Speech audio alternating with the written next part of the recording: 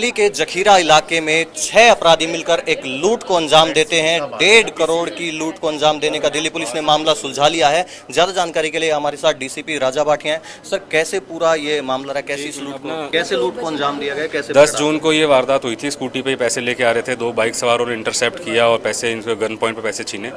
उसके बाद हमने इस पे इन्वेस्टिगेशन स्टार्ट की और 12-13 दिनों के अंदर कुल 6 लोगों को अरेस्ट किया है, 2 को एप्रीहेंड किया है जुवेनाइल्स को, और इसके अंदर कुल 1 करोड़ 2 लाख रुपए रिकवर हुआ है।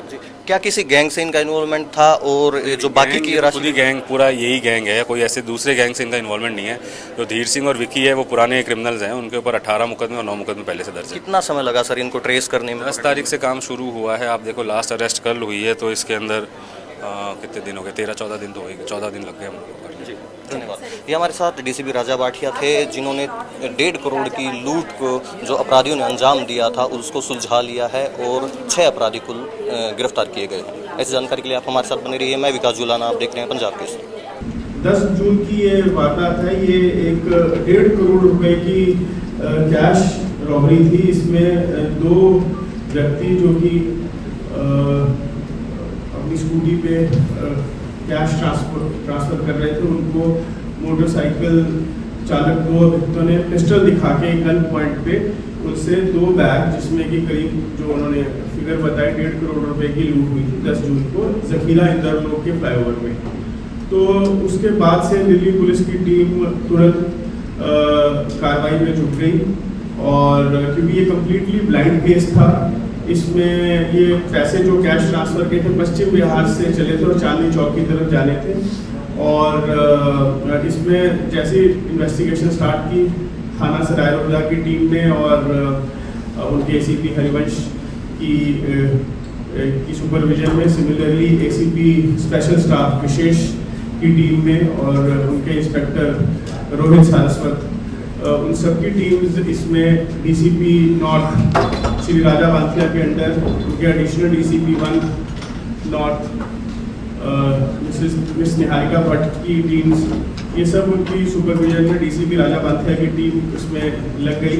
और फाइनली ये केस ना सिर्फ इन्होंने सॉल्व किया है, इसमें 6 क्रिमिनल्स अरेस्ट हुए और 2 जुवेनाइल्स एप्रीहेंड किए गए हैं। साथ ही लगभग 1 करोड़ से अधिक मात्रा की जो स्टोलन और रॉब्ड जो ये कैश था वो भी रिकवर कर लिया गया है। ये बहुत ही इंटरेस्टिंग केस था, क्योंकि इसमें जो कैरियर था उनमें से एक कैरियर करण था, उसकी शमूलियत थी क्रिमिनल्स के साथ। वो पश्चिम बिहार से चला था। वो उसके उनमें से एक क्रिमिनल जिसका नाम वीरू है उसके टच में था। वो वही वीरू और धीर सिंह दोनों इस केस के मास्टरमाइंड थे। इन दोनों ने प्लानिंग करी और धीर सिंह और विक्की, धीर सिंह के ऊपर पुराने भी रॉबरी के केसेस हैं, ये और विक्की दोनों ने इस घटना को अंजाम दिया। फिजिकली मौके पे आके प्लानिंग में और कोऑर्डिनेशन में बाकी सब एक्यूज्ड, जिनमें मुख्यतम करण जो कि एक स्कूटी पे ही था उनके साथ, वीरू, ट्विंकल और सरबजीत, ये सब शामिल थे। और एक और विक्की है जो कि हीर के साथ मौके में था। तो इन्होंने घटना को अंजाम देने से पहले स्कूटी और फिर मोटरसाइकिल एक्सचेंज किया, बाद में स्विफ्ट कार एक्सचेंज करी, ताकि क्योंकि ये छठे हुए क्रिमिनल्स हैं, इनको पता था कि जब पुलिस सीसीटीवी कैमरा देखेगी तब ये उनकी व्हीकल ट्रैक करना चाहेगी। तो इन्होंने घटना को अंजाम देने से पहले भी अपने व्हीकल्स चेंज किए मल्टीपल टाइम्स, कभी स्कूटी, कभी फिर मोटरसाइकिल, फिर कार। सिमिलरली घटना करने के बाद, वारदात करने के बाद भी इन्होंने अपने मोटरसाइकिल और गाड़ियां चेंज करी। वारदात करने के बाद ये लोग तिलक नगर में इकट्ठे हुए और वहाँ पे इन्होंने जो लूट की जो इन्होंने 1.5 करोड़ जो लूटा था वो आपस में बांटा, और बांटने के बाद सब लोग इधर उधर हो गए।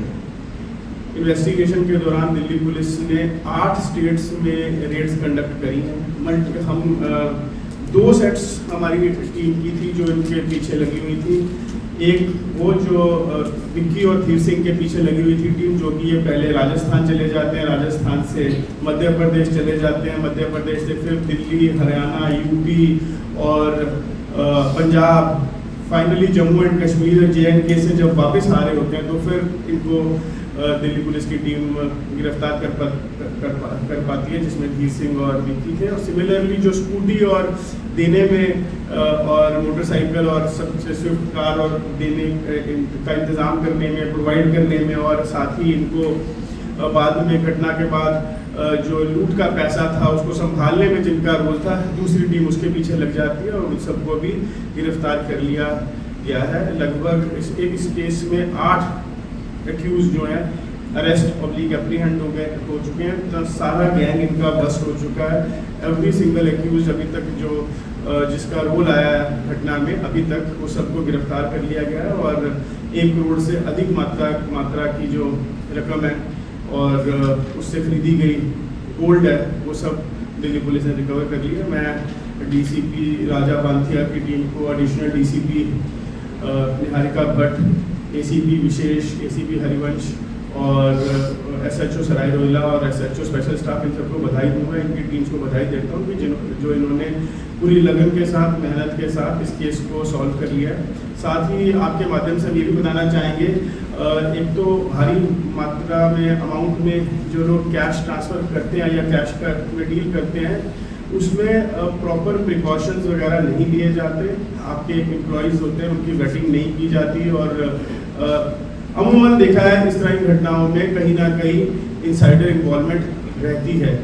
इससे पहले भी जैसे आपको याद होगा, पुरानी दिल्ली रेलवे स्टेशन के सामने जब एक लूट की घटना हुई थी, उसमें भी एक एक्यूज्ड जो कैश कैरियर ही था। सिमिलरली इससे पहले भी कोई पुराना एक्स एम्प्लॉई इंफॉर्मेशन देता नज़र आता है, तो एम्प्लॉय की वेटिंग बिल्कुल ज़रूरी है। साथ ही ये भी एक दिल्ली पुलिस की तरफ से मैसेज है, कोई भी इंसिडेंट हो, जितना भी मर्जी बड़ा हो, चाहे बिल्कुल क्यूलेस हो, दिल्ली पुलिस पूरी निष्ठा से अपने कार्य में, इन्वेस्टिगेशन में जुट जाती है। जितना मर्जी ब्लाइंड केस हो, दिल्ली पुलिस उसे सॉल्व भी कर लेती है और विक्टिम को पूरी रिकवरी कराने की कोशिश करती है। Sir, what is the profile?